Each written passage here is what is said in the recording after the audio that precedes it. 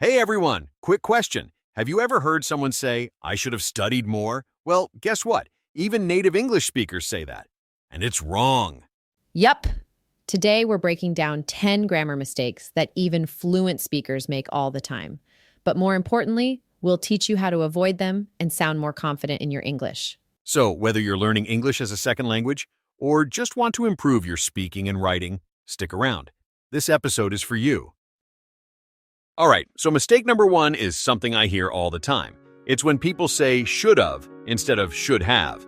Oh yeah, that's a really common one. You'll hear people say things like, I should have gone to bed earlier when they're talking about, why they're tired. But that's not actually correct grammar, right? Not at all. What they meant to say is should have gone to bed earlier. The confusion, well, it comes from the way we speak, because should have sounds very, very similar to should have when we're talking quickly. Oh, I see. So it's kind of like a mishearing that's become really common? Exactly. And here's the key thing to remember. Of is never, ever used as a helping verb. So always use should have, could have, would have, or if you want to be more casual, use the contractions like should have. So what's the quick fix for this one? Just say it slowly. Think, I should have done that, not should have. Once you start hearing it correctly, you'll never make that mistake again. Awesome. So what's mistake number two? Mistake number two is mixing up your, and this one shows up everywhere. In emails, text messages, social media posts, you name it. Oh yeah, I see that one all the time. Like when someone writes, you're welcome after you thank them? Yes, that sounds polite, but it's grammatically wrong. The correct version is you're welcome with an apostrophe. So what's the difference between these two? So your is a possessive adjective. It shows ownership, like your book, your idea, your house. But your is just short for you are. So is there an easy way to remember which one to use? Totally. Just ask yourself, can you replace it with you are? If yes, then it should be your. For example, you're going to love this episode. Works because you could say, you are going to love this episode. That's super helpful. Okay, so mistake number three? Number three is using less instead of fewer. This one slips into everyday conversation all the time. Like when someone says, there were less people at the meeting today. And that's not right? Nope, that should be there were fewer people. Here's the rule. Use fewer for things you can count, like people, apples, or books. Use less for things you can't count, like water, air, or stress. Can you give me another example? Sure. You would say fewer cars on the road today, but less traffic than usual. You can count cars, but you can't really count traffic. It's just like a general concept. That makes total sense. All right, what's mistake number four? This one's about me versus I. And it's something people get wrong when they're trying to sound formal. Have you heard someone say, she gave the documents to John and I? Yeah, I hear that one a lot. It sounds kind of fancy or something. Right? It sounds formal, but it's actually incorrect. The right sentence is, she gave the documents to John and me. So how do you know which one to use? Here's the trick. Remove the other person and test it. Would you say, she gave the documents to I? Of course not. You'd say to me. So when in doubt, just do the remove one test. It works like magic every time. I love that. Such a simple way to check. So what's mistake number five? Mistake number five is using double negatives. You might hear someone say, I don't want nothing. But that's actually saying the opposite of what they mean, right? Exactly.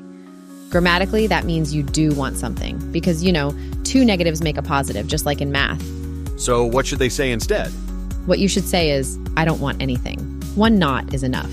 So avoid pairing words like don't with nothing, never, or no one. Hey, if this episode is helping you catch your mistakes or just giving you a grammar confidence boost, why not give us a little love? Yes, please. Hit subscribe to the Talk English podcast. And if you're watching on YouTube, don't forget to like this video. It really, really helps more English learners find us. Okay, so moving on to mistake number 6. This is one I used to hear a lot growing up. I seen that movie. Oh my goodness, I hear that one all the time. The correct sentence is, I saw that movie. Or if you want to use present perfect, you'd say, I have seen that movie. So what's the rule here? Remember, saw is simple past. Seen is only used with have, has, or had. Never ever say I seen by itself. That's not how it works. Got it. What about mistake number 7? Number 7 is mixing up then versus than. People often confuse these, especially in writing. What's the difference? So than is for comparison. For example, she's faster than I am. And then is for sequence or time, like we went to the store, then we had lunch. So than equals comparison, and then equals time. That's pretty straightforward. Exactly. It's a simple rule, but really useful to remember. All right, mistake number 8. This one is overusing the word literally. You'll hear people say things like, I literally died when I saw that dress. Well, I certainly hope not. Ha ha ha. Yeah, unless they're a ghost doing the podcast with us. Right? The thing is, literally means it actually happened, not that it was just intense or emotional. It's fine to use literally when something actually occurred, like, he literally ran 10 miles without stopping. But not for exaggeration? Exactly. For those moments, you can just say, I was shocked, I was speechless, or just skip literally altogether. Your language will be more precise and you'll sound more, articulate. That makes sense. What's mistake number 9?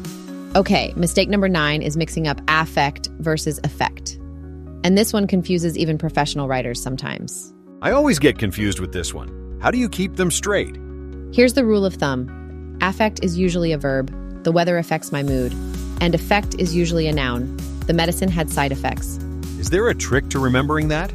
Yes, one memory trick is A for action equals affect since it's a verb, and E for end result equals effect since it's usually a noun.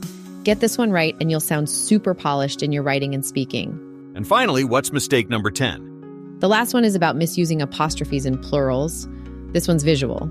You'll see signs like bananas for sale or DVDs available here. And that's wrong? Yes, the apostrophe there is completely unnecessary. Bananas for sale is the correct form. Apostrophes are used for possessives like John's book, or contractions like it's for it is, but not to make things plural. So can you give us a quick example? Sure. The teacher's pen means the pen belongs to the teacher. That's possessive. But teachers are busy today has no apostrophe because it's just plural. Simple as that. All right, that was a grammar-packed episode. If you found yourself thinking, wow, I say that too, don't worry. Even native speakers mess these up all the time. And now you know how to say it right. If you enjoyed this episode, please hit subscribe on your podcast app or like this video if you're on YouTube. And share it with a friend who loves English or makes some of these mistakes. We invite you to watch the next educational video via the link opposite.